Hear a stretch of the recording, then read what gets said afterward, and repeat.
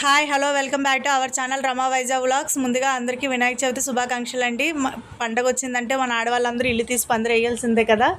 నేనైతే ముందుగా ఇల్లంతా క్లీన్ చేసుకొని గుమ్మాలకి తులసమ్మకి అయితే పసుపు కుంకుమ బొట్లు అయితే పెట్టేసుకున్నానండి. ఇప్పుడు వినాయకుడిని అయితే ఎక్కడైతే పెడదాం అనుకున్నానో ఆ ప్లేస్ అంతా కూడా శుచిగా చేసుకోవడానికి పసుపుతో అయితే మొత్తం పసుపు అయితే రాసేసుకున్నానండి. పసుపు రాసుకున్న తర్వాత వరిపిండి కుంకుమ బొట్లు అయితే పెట్టేసుకున్నాను.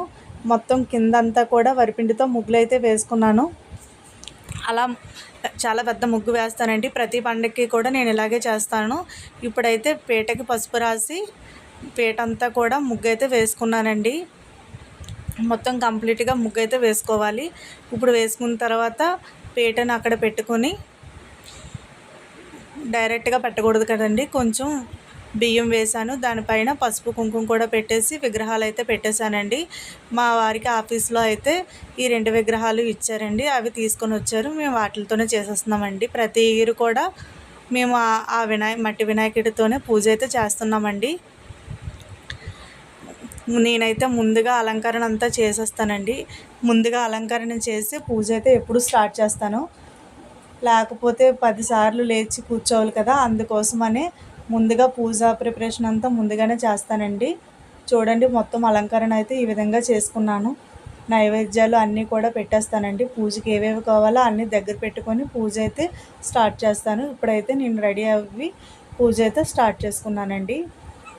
పూజ అయితే స్టార్ట్ అయ్యిందండి. ఒకప్పుడైతే వినాయక చవితి వస్తే చాలా సంబరంగా ఉండేది కదండి ఊర్లలో అయితే.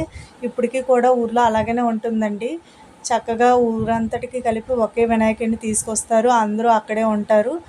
ఆటలు పాటలు పిల్లలందరూ మంచిగా ఉంటుంది. ఇక్కడ అలా కాదండి. మేము ఉన్న దగ్గర వీధి వీధికి వినాయకుడు ఉంటారండి.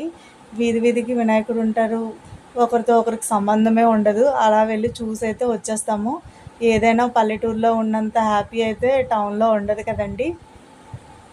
ఏవైనా అప్పుడు రోజులే వేరు. చక్కగా వినాయక చవితి అయితే బాగా సెలబ్రేట్ చేసేవారు.